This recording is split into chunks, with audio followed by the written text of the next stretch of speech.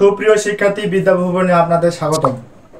আজকে আমি হিসাব বিজ্ঞান প্রথম অধ্যায়ের লেনদেনের উপর ক্লাস নিব। চলেন লেনদেনের উপর শুরু করা যাক। প্রথম কি লেনদেন? লেনদেন কি? লেনদেন কি?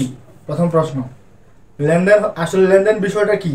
লেনদেন বিষয়টা হচ্ছে অর্থের মূল্যে পরিমাপযোগ্য যে কোনো ঘটনাকে অর্থের মূল্যে, কিসের মূল্যে? অর্থ মানে টাকা, এক কথায় টাকার মূল্যে, অর্থের মূল্যে পরিমাপযোগ্য যে কোনো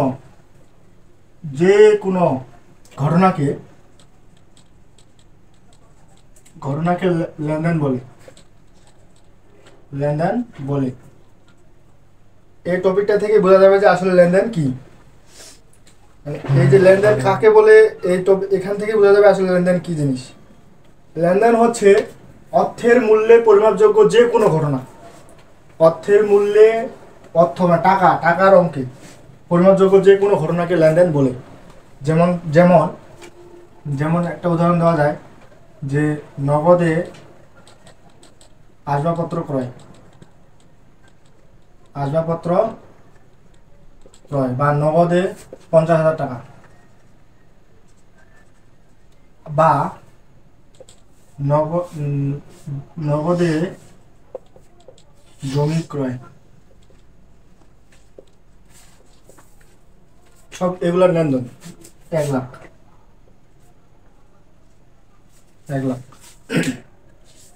লেনদেন কি? লেনদেন হচ্ছে অর্থের মূল্যে পরিমাপযোগ্য যে কোনো ঘটনাকে লেনদেন বলে। অর্থের মূল্যে পরিমাপযোগ্য যে কোনো ঘটনাকে লেনদেন বলে। নগদে আসবাবপত্র ক্রয়, নগদে জমি ক্রয়, বা নগদে সরঞ্জাম ক্রয়, আর বিভিন্ন উদাহরণ আছে, সেগুলো বিস্তারিত আলোচনা করব পরবর্তী লাইভ ক্লাসে। এখন লেনদেনের বৈশিষ্ট্য। লেনদেনের বৈশিষ্ট্য লেনদেনের বৈশিষ্ট্য লেনদেনের বৈশিষ্ট্য লেনদেনের বৈশিষ্ট্য 1 নম্বর বৈশিষ্ট্য হচ্ছে কি? 1 নম্বর বৈশিষ্ট্য হচ্ছে আর্থিক অবস্থার পরিবর্তন সাধন, বা আর্থিক অবস্থার পরিবর্তন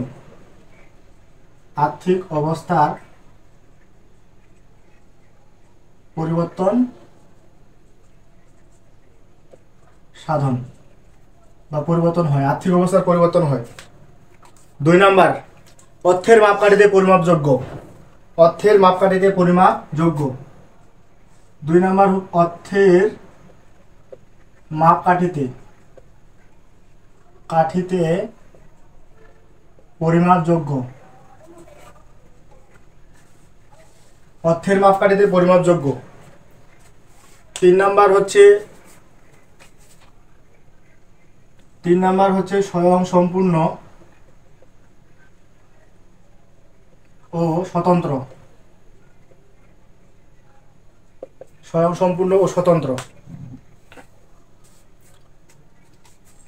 4 নাম্বার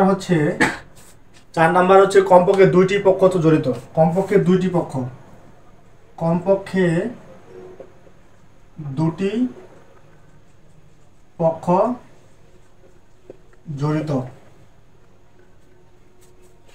লেনদেন হতে হলে এই 4টা বৈশিষ্ট্য প্রয়োজন।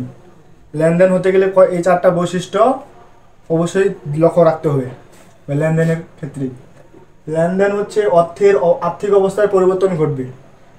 আর্থিক অবস্থার পরিবর্তন নিয়ে পরের টপিকে আলোচনা করব যে আর্থিক অবস্থার কি। অর্থের মাপকাঠিতে পরিমাপযোগ্য হতে হবে।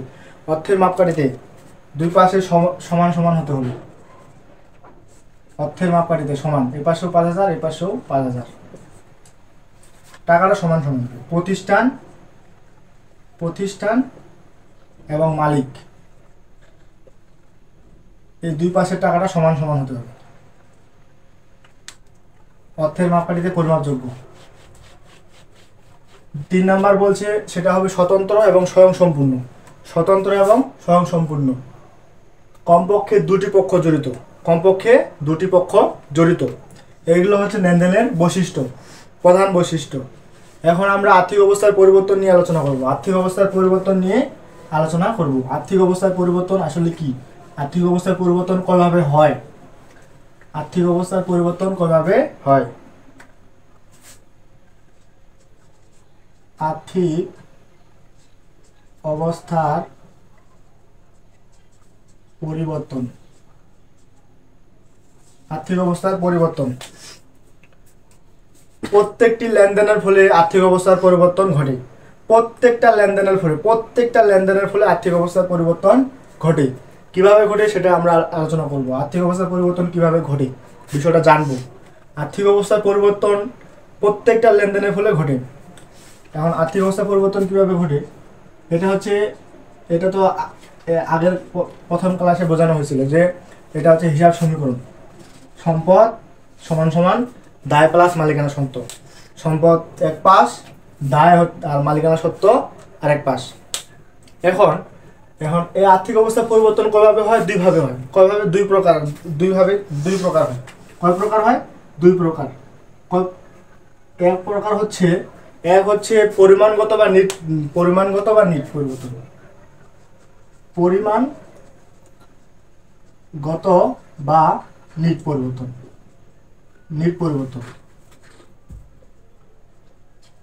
দুই নাম্বার হচ্ছে গুণগত বা কাঠামোগত পরিবর্তন। গুণগত বা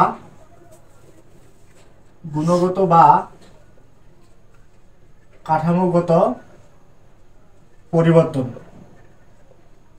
দুই নাম্বার হচ্ছে কাঠামোগত বা গুণগত পরিবর্তন। আর্থিক অবস্থার পরিবর্তন দুই প্রকার। কয় প্রকার? দুই প্রকার। একটা হচ্ছে পরিমাণগত বা নিট পরিবর্তন, আর একটা হচ্ছে গুণগত বা কাঠামোগত পরিবর্তন। এখন প্রথমে জানবো পরিমাণগত বা নিট পরিবর্তন আসলে কি। পরিমাণগত বা নিট পরিবর্তন কি? প্রথমে জানবো পরিমাণগত বা নিট পরিবর্তন কি।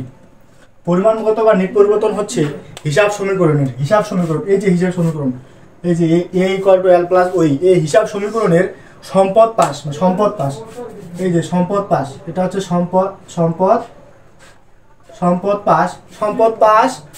সম্পদ পাশ এবং দায় ও মালিকানা সত্ত্ব। এই যে দায় ও মালিকানা সত্ত্ব পাশ, কথা ওই মালিকানা সত্ত্ব পাশ, এই দুইটা পাশ উভয় পাশে বৃদ্ধি বা পরিবর্তিত হয়। হিসাব সমীকরণের সম্পদ পাশ, কথাটা ভালোভাবে বোঝার চেষ্টা করবেন। হিসাব সমীকরণের সম্পদ পাশ এবং দায় এবং মালিকানা সত্ত্ব পাশ, এই দুই পাশ উভয়ের পাশের বৃদ্ধি পায় এবং পরিবর্তিত হয়। দুই পাশের আর্থিক অবস্থার পরিবর্তন ঘটবে। টাকার অঙ্কের পরিবর্তন ঘটবে। দুই পাশের পরিবর্তন ঘটবে, সেটাই হচ্ছে নিট পরিবর্তন বা পরিমাণগত পরিবর্তন। যখন দুই পাশের পরিবর্তন, সহজ বাংলা ভাষায় বা সহজ কথায় বলা যাবে যে দুই পাশে যখন পরিবর্তন ঘটবে তখন সেটা হচ্ছে পরিমাণগত বা নিট পরিবর্তন। একটা উদাহরণ দেই। উদাহরণটা হচ্ছে প্রতিষ্ঠান কর্তৃক মালিক 70,000 টাকা বিনিয়োগ করা হলো। প্রতিষ্ঠান কর্তৃক মালিক 70,000 টাকা বিনিয়োগ করা হলো। প্রতিষ্ঠান কর্তৃক মালিক 50,000 টাকা কি করছে? বিনিয়োগ করা হলো। 50,000 টাকা বিনিয়োগ করা হলো। এটার কি হবে? জাবেদাটা প্রথমে বের করতে হবে। প্রতিষ্ঠান কর্তৃক মালিক 50,000 টাকা বিনিয়োগ করা হলো। প্রতিষ্ঠান কর্তৃক মালিক 50,000 টাকা বিনিয়োগ করলো। মালিক 50,000 টাকা তার প্রতিষ্ঠানে বিনিয়োগ করছে। প্রতিষ্ঠানের তার মালিকের সম্পদ 50,000 টাকা বাড়ছে। ধরো একটা প্রতিষ্ঠান আমি ব্যবসা করব। ব্যবসায় আমি আমার নিজস্ব টাকা, আমার মনে কর 50,000, এটা আমার সম্পদ, এটা আমার এখন আমি একটা প্রতিষ্ঠান আছে, ওই প্রতিষ্ঠানে আমি 50,000 টাকা বিনিয়োগ করলাম, মানে ইনভেস্ট, যেটাকে বলে ইনভেস্ট। ওইখানে আমার মালিকানা সত্ত্ব 50,000 টাকা বাড়লো।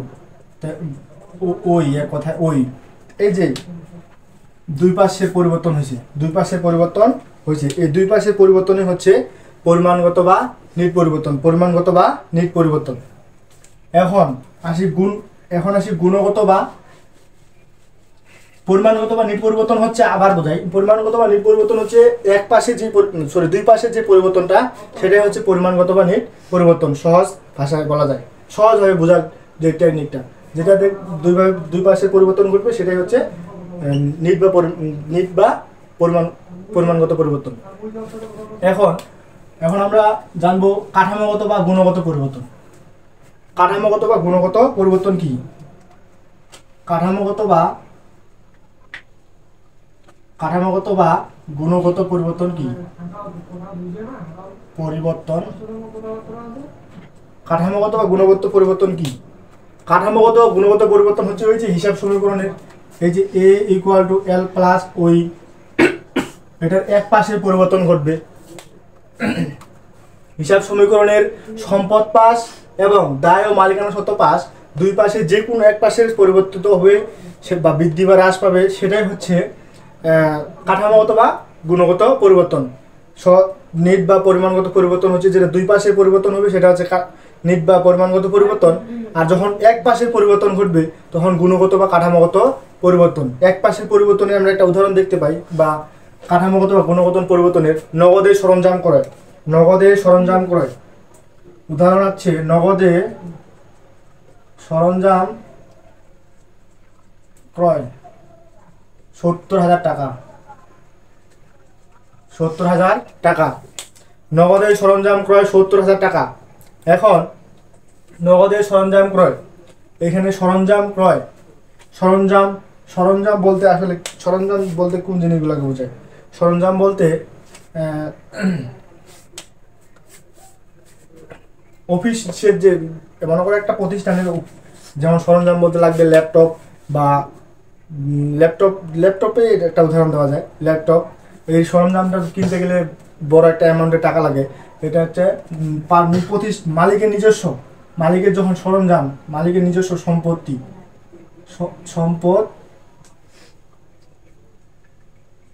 এটা তার মালিকের নিজস্ব সম্পত্তি, আর সেটা কিসে বের করছে? নগদ। এটা এক ধরনের সম্পত্তি। এক কথায় সম্পদ বাড়ে 70,000, আবার সম্পদ কমে 70,000। এক কথা a + a - হয়, a + a-। সম্পদ বাড়ে কিভাবে? এখন আমার কাছে 70,000 টাকা আছে, এই 70,000 টাকা দিয়ে আমি একটা ল্যাপটপ করে কিনলাম। দোকানদারকে আমি নিয়ে গেছি 70,000 টাকা একটা সম্পদ নিয়ে আসলাম, একটা ছেড়ে দিলাম। এই যে এক পাশে একবার নিয়ে আসলাম এবং ছেড়ে দিলাম, মানে এক কথায় হচ্ছে 70,000 টাকা দিয়ে আমি ল্যাপটপ কিনলাম। ল্যাপটপ কিনে এখন ওটা আমার সম্পদ, ওটা তো আমার দীর্ঘমেয়াদী একটা, মানে ওটা তো আর 2-1 দিনের জন্য ব্যবহার করবো না ল্যাপটপটা, এটা দীর্ঘ একটা সময়ের জন্য। ওটা যখন ওটা একটা সম্পদ, আমার নিজস্ব একটা সম্পদ, ওইটা সম্পদ হিসেবে দাঁড়ালো 70,000 টাকা আমি নিয়ে আসলাম খরচ করে, সেটা হচ্ছে ল্যাপটপ। আর নগদ যে আমরা টাকাটা পেমেন্ট করছি ওইটা হচ্ছে আমার একটা সম্পদ ছিল, সেই সম্পদটা আমি দিয়ে দিছি। একটা সম্পদ দিয়ে একটা সম্পদ নিয়ে আসছি। এক কথায় একবার প্লাস হয়েছে একবার মাইনাস হয়েছে। এক কথায় এক পাশের যে পরিবর্তন এটাই হচ্ছে কাঠামোগত বা গুণগত পরিবর্তন। এটাই হচ্ছে কাঠামোগত বা গুণগত পরিবর্তন। সহজভাবে বলা যায় যে এক পাশে মানে হিসাব সমীকরণের এক পাশের পরিবর্তনই হচ্ছে কাঠামোগত বা গুণগত পরিবর্তন। আর নিট বা পরিমাণগত পরিবর্তন হচ্ছে এই যে হিসাব সমীকরণের দুই পাশের, এই এক পাশ আর এই এক পাশ, এই দুই পাশের যে পরিবর্তন যদি হয় তখন সেটা হবে পরিমাণগত বা নিট পরিবর্তন। আর যখন এক পাশের পরিবর্তন হবে সেটা গুণগত বা কাঠামোগত পরিবর্তন। আজকের ক্লাসটি এখানে শেষ। ধন্যবাদ সবাইকে।